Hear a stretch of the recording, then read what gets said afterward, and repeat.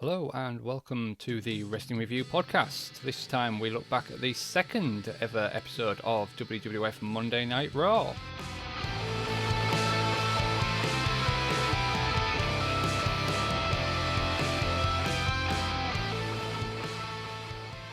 It is January the 18th, 1993, and we are once again live from the Grand Ballroom at the Manhattan Center, where again our commentators are Vince McMahon, Macho Man Randy Savage, and unfortunately once again Rob Bartlett. This time we open up in the arena with the siren going off, that lovely noise that I enjoyed so much last time. Vince, Macho and Rob are stood at ringside, and we see the Fink there in the ring. As we come down, Rob's got a picture that I think looks like Bobby Heenan. Not entirely sure if that is right from what I can see there, but it looks as though it is. And Rob says we should fight the real enemy whilst ripping up the picture that he's got in his hand. From behind, the Macho Man gets attacked by the Repo Man out of nowhere, comes and knocks him over, and nearly sends Vince flying as well. Repo Man steals Macho Man's hat and then runs off through the crowd. Macho Man's left laying on the ground. Then we get the opening theme for this week's episode of Monday Night Raw. We get back into the arena and we see the Raw ring girl walking around holding her sign up again. We get another uncooked, uncut and uncensored, although this time just from Vince and Rob, as Macho Man's gone off to look for the Repo Man and see what happened to his hat. We get ready for our first match of the evening, which is Mr. Perfect versus Terrific Terry Taylor. Terry comes out first, and when Mr. Perfect comes out, it seems to get a really good reaction, actually. The crowd seem really up for Mr. Perfect.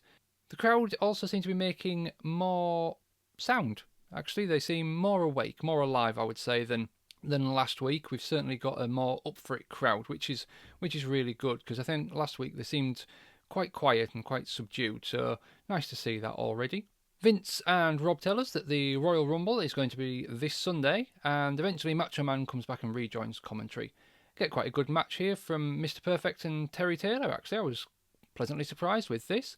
Mr. Perfect with a dropkick and sends Terry out to the outside, and then he goes and jumps straight over the top rope to chase him around on the outside. It's quite impressive. We've got Bobby the Brain Heenan call-in interview here now, so he's supposedly on the phone. Whether this was actually phone or not, I'm not sure, but they did quite a good job with it. He says that it was his picture that Rob tore up and seemed to be having some kind of feud between Rob and Bobby the Brain Heenan. Bobby threatens Rob, and Macho Man asks if he was behind the Repo Man's attack. We go to a break while the wrestling's still happening in the ring here, and also while ignoring Bobby on the phone. When we come back, Terry takes over, big spine buster from Terry and a gut wrench suplex. Punches back and forth, and Perfect comes out on top. Big atomic drop from Mr. Perfect. At which point, Ric Flair comes out, taunts Mr. Perfect, and then attacks Perfect with some chops and rams Perfect's head into the stairs, throws him back into the ring.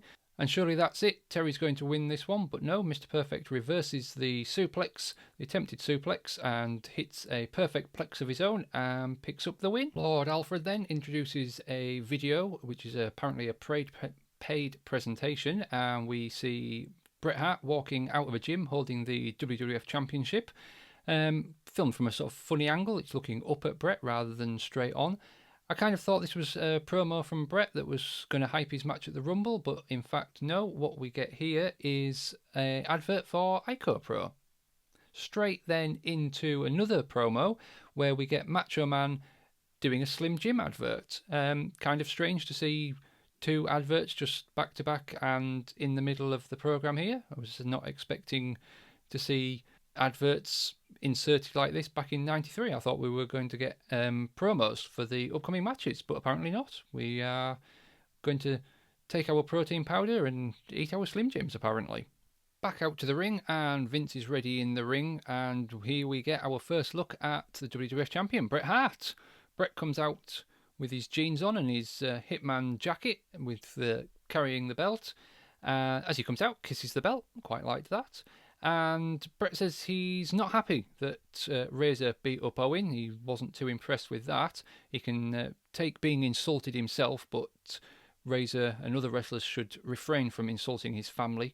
He thinks that all wrestlers should and would respect his father, as he's about to turn 78, and he says he finds Razor's threat to slap his father pretty disgusting. He says that Razor is the lowest scum in the WWF, and if you tip a barrel up, that is the place that you would find Razor. He's not even the scum at the bottom of the barrel. You have to tip the barrel up. Signing the crowd here reads the best there is, the best there was, the best there ever will be. Bret, I thought, quite got a good pop when he came out as well. Bret says that technically he is the best, but at the Royal Rumble he's going to throw the rulebook out of the window and says that he will beat Razor from one end of the ring to the other.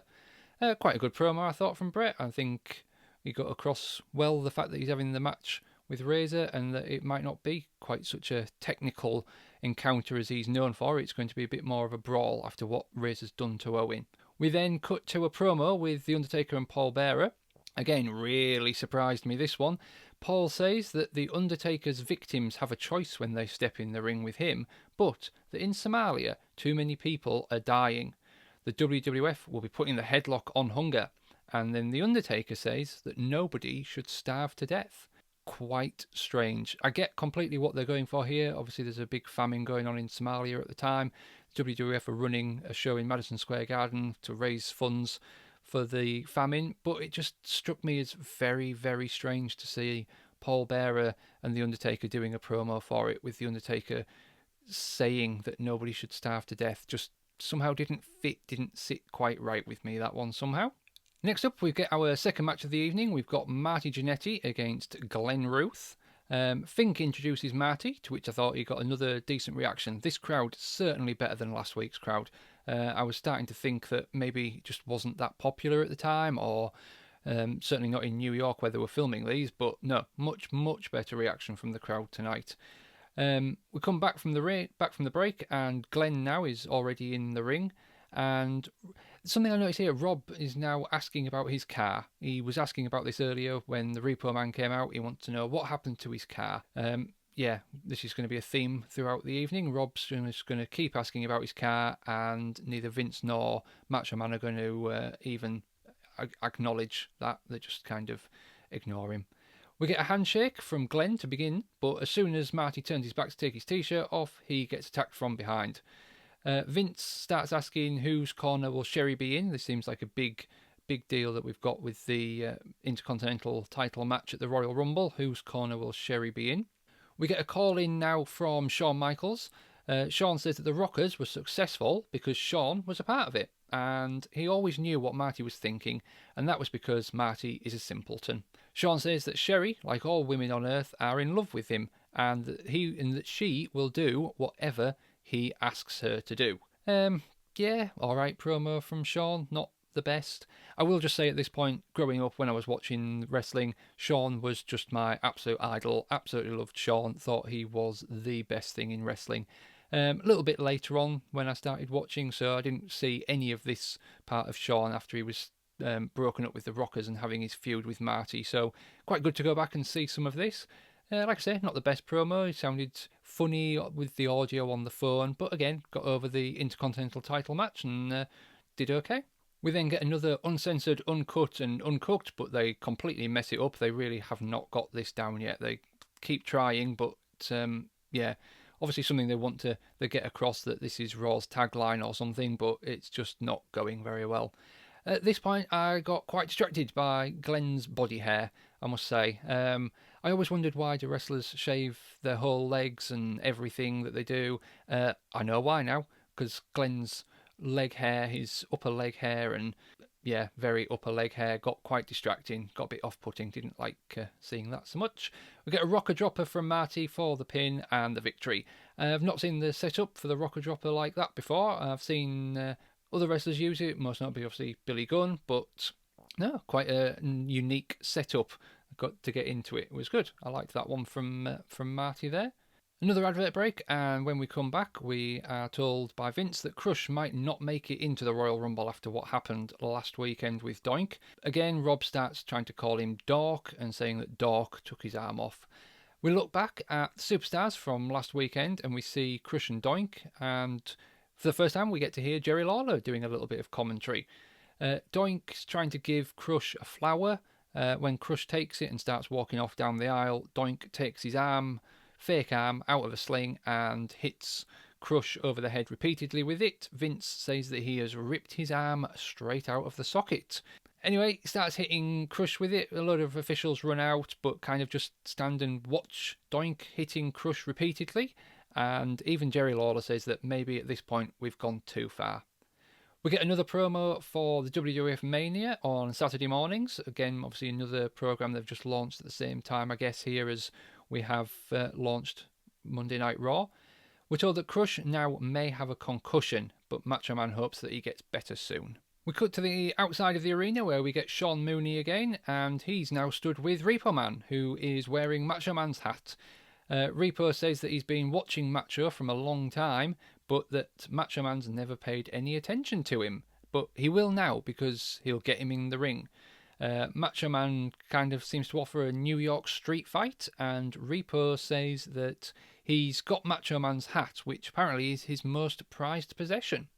From what I always heard, I thought it was Elizabeth was his most prized possession, but I guess at this point they must have split up because now his hat is his most prized possession. At this point we get a Rumble report with Mean Gene, and the Royal Rumble, we're told, is this Sunday on pay-per-view. Gene says that it will be exclusive on pay-per-view TV, and he mentions the Royal Rumble main event of Bret Hart and Razor Ramon, and then we get a quick Razor promo here, and we're reminded that the winner of the Royal Rumble will get a WWF Championship match. Gene runs down some of the names that are going to be in the Rumble, kind of recapping the same ones as last week. We don't learn any new ones, and again says that Sherry will be there, but in whose corner? Seems a little bit strange that at this point we are still hyping the Rumble, but we're only mentioning the Championship match, the Intercontinental Championship, and the Royal Rumble itself. I guess they're the main ones, they're the marquee names, so I guess, yeah, they're the ones they're going with promoting, but not much or no mention of what else is on the rest of the show. So I thought that's quite interesting, completely different than nowadays where we know every match pretty much going into it what we're going to get. We cut back live and we see Sean Mooney outside again with the Macho Man. Macho Man looks as though he's playing in the traffic, just seems to be running around in the cars while he's looking for Repo Man. Even Rob comments that, or is it Vince? One of them comments that we need to get him out of the traffic. We cut back into the arena where we get another ring girl walking around in the ring holding up her sign, and we are ready for our third and indeed final match of the night, which is going to be El Matador versus Ric Flair.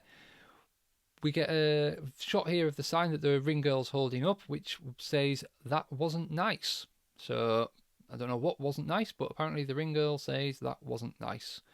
Vince tells us at this point that El Matador is one of the all-time greats and that he could win the Royal Rumble. I mean, I guess he's not wrong, he could, but I doubt very much that El Matador will. Now, I'm not sure at this point if El Matador was supposed to just be known as El Matador, or if he was still known as Tito Santana, but Vince keeps calling him Tito. So I don't know if that was just a slip from Vince, or if El Matador was widely acknowledged to also be Tito Santana. It's just funny that they're using the El Matador name, but yet Vince seems to keep referring to him as Tito Santana. Ric Flair comes out, and there's a t-shirt held up in the background we see that says Ric Flair, Real World's Champion.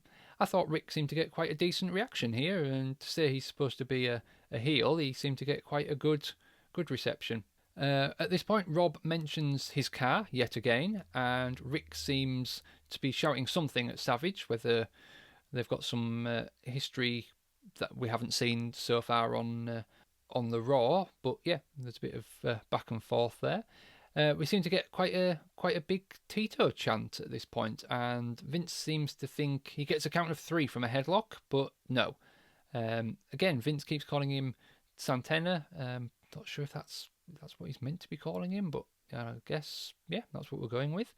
And at this point we get quite a big Ric Flair chant, to which all the commentators kind of mention that Ric Flair must have all of his fans in tonight, all his fans in the world indeed, they're all there. I think maybe trying to cover up the fact that he's supposed to be a heel, but he's getting quite a decent reaction from the crowd here tonight. Rick gets a poke to the eyes and then pushes the ref, gets a big knee drop to the head on Tito, and Rick starts shouting at the Macho Man again. At this point, Vince tells us that we have got Macho Man and Repo coming up next week. Macho Man's quite excited and says he doesn't know what he's going to do for the next week. Vince tells him he should maybe concentrate on the Royal Rumble. Big chops in the corner from Rick and punches in the corner from Tito up to 6, and then a thumb to the eyes from Rick.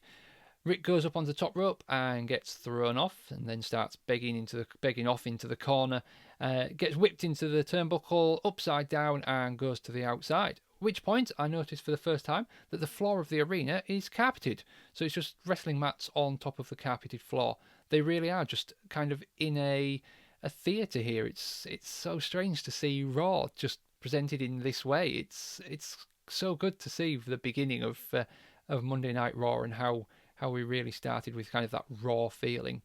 At one point then, El Matador flies over the top rope, and at this point Mr. Perfect comes out and starts having a brawl with Flair on the outside, which quickly gets broken up by officials, but then they keep going back and forth brawling. They get to brawling down the aisle, and there's a punch, which Vince shouts quite excitedly, "What a manoeuvre!" Yeah, just a punch there, Vince, nothing to get too excited about. We get a break then, and when we come back, we can see that Flair and Perfect are still brawling at the back of the arena. And then Flair makes his way down to ringside, and he says that in front of God and the whole world, Flair wants Perfect right here in the ring. Great Ric Flair promo, full of energy and enthusiasm and just passion. He really seems like, he cares about this feud with Perfect. And he says that next week he wants a match where he's going to put his career on the line. One of them stays and one of them goes. He says they don't go out of the building, they go out of the WWF. At which point, Rick makes his way to the back, and Mr. Perfect comes over to Vince and says that he will indeed accept Rick's challenge. He says that he has no problem with putting his career on the line, and that next week it will be Ric Flair and Mr. Perfect in a loser leaves WWF match. And that's it. That is the second episode of Monday Night Raw done and dusted. Well, very nearly at least. We've just got time to see the Repo Man is in fact stealing Rob Bartlett's car now. So we go off the air with Repo Man stealing his car. Not a bad show, I thought. The crowd certainly helped this week. They were much more interested in the action, in the performers, and yeah, just really helped provide a better overall feeling for the show. Obviously, we've got the Royal Rumble coming up at the weekend, so next episode, when we look at the next Raw, we will have seen the 1993 WWF Royal Rumble, and we'll see you next time here on the Wrestling Review Podcast.